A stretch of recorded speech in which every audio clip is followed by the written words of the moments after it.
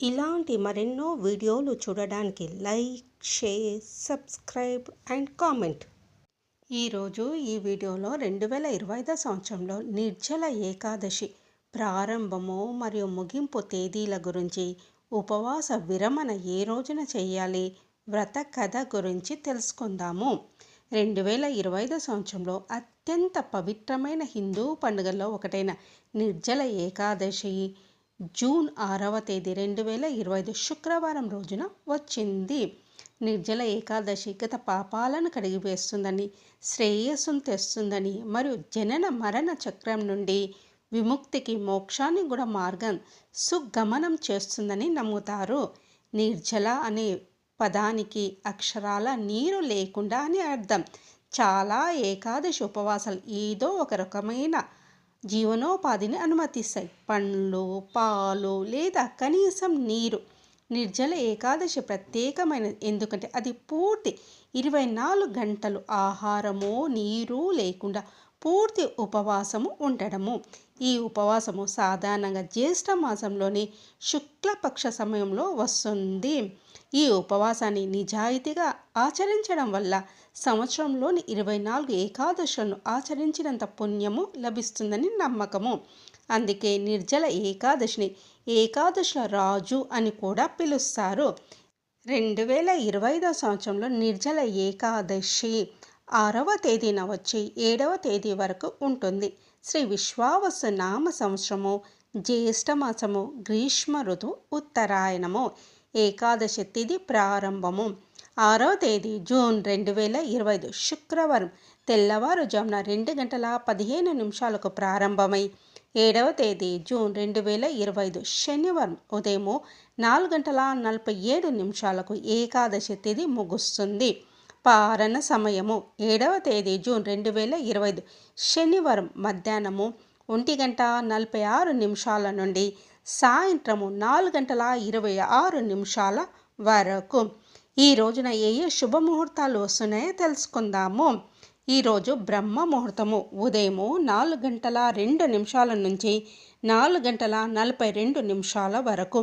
విజయ్ ముహూర్తము మధ్యాహ్నము 2:39 నుండి 3:35 వరకు. గోధూలి ముహూర్తము రాత్రి 7:16 నుండి 7:36 వరకు. నిషిధ ముహూర్తము మధ్యరాత్రి 12 గంటల నుంచి 12:40 వరకు. నిర్జల ఏకాదశి వెనుక ఉన్న కథ గురించి తెలుసుకుందాము. ఈ ఉపవాసం యొక్క మూలాలు మహాభారతం నాటివి. పాండవ సోదరుల్లో ఒకరైన భీముడు తన అపారమైన ఆకలికి ప్రసిద్ధి చెందాడు. అతని ఉద్దేశాలు సముచితంగా ఉన్నప్పటికీ తన సోదరుల మాదిరిగా నెలకు 2 సార్లు ఉపవాసాలు పాటించడం దాదాపు అసాధ్యమని అతను భావించాడు. కాబట్టి అతను పరిష్కారం కోసం వ్యాస మహర్షి వద్దకు వెళ్ళాడు. అన్ని ఏకాదశి ఉపవాసాలు పాటించలేకపోతే ఒక్క ఏకాదశి మాత్రమే పాటించాలి. అది నిర్జల ఏకాదశిని పూర్తి అంకితభావంతో పాటించాలని వ్యాస మహర్షి అతనికి చెప్పాడు. ఈ ఉపవాసం నిజాయితీగా చేస్తే మిగిలితా అన్ని ఏకాదశులతో కలిపి లభించే ఆధ్యాత్మిక ప్రతిఫలాలను అతనికి అందిస్తుంది. భీముడు అంగీకరించాడు. అతను 24 గంటల పాటు ఆహారము మరియు నీరు లేకుండా ఉండి అపారమైన సంకల్ప శక్తిని ప్రదర్శించాడు.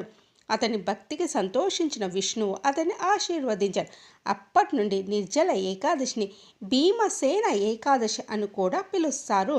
ఈ ఉపవాసం కష్టతరమైనప్పటికీ ఆచారాలు సరళమైనవి, కానీ లోతైన ఆధ్యాత్మికత.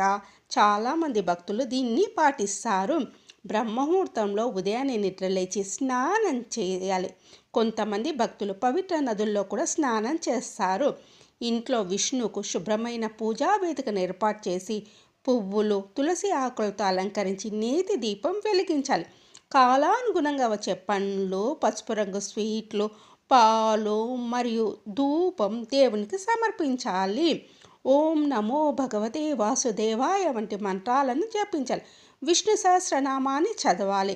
భగవద్గీత నుండి శ్లోకాలను పఠించాలి. బియ్యము, తృణధాన్యాలు, ఉల్లిపాయలు, వెల్లుల్లి మరియు మాంసాహార ఆహారాన్ని పూర్తిగా నివారించాలి.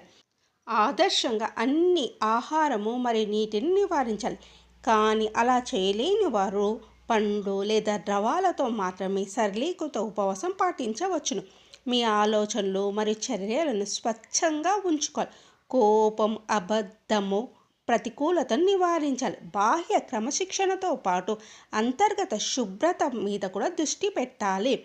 చాలామంది పేదలకు మరియు ఆహారము, నీరు, డబ్బును దానం చేశారు. నిర్జల ఏకాదశి నాడు చేసే దాన ధర్మాలు చాలా ప్రయోజనకరంగా ఉంటాయి. మరుసటి రోజు ఉదయం ద్వాదశి తిథి నాడు సూర్యోదయం తర్వాత మరి తిథి ముగిసే ముందు ఉపవాసం విరమించాలి. ఆదర్శంగా పండ్లు, నానబెట్టిన ఎండిన ఫలాలను, తేలికపాటి ఆహారంతో ఉపవాసం విరమించాలి. శారీరక ఉపవాసం కంటే నిర్జల ఏకాదశి అనేది ఆధ్యాత్మిక నిర్వీకరణ. ఇది శరీరాన్ని నిశ్శబ్దం చేయడానికి మరియు ఆత్మను వినడానికి ఒక మార్గం. శరీర కోరికలు నిలిపివేయబడినందున చాలామంది తమను తాము మరింత దృష్టి కేంద్రీకరించి ధ్యానంలో మరియు ప్రశాంతంగా భావిస్తారు. ఈ రోజున విష్ణువు, లక్ష్మీదేవిని భక్తితో పూజించి ఉపవాసం ఉండేవారికి విష్ణు ప్రత్యేక ఆశీర్వాదాలు లభిస్తాయి. అంతేకాదు, ఆ వ్యక్తి వంశస్థులందరూ సుఖ సంతోషాలతో జీవిస్తారని, పూర్వీకులు పాపాల నుండి విముక్తి కూడా పొందుతారని నమ్ముతారు.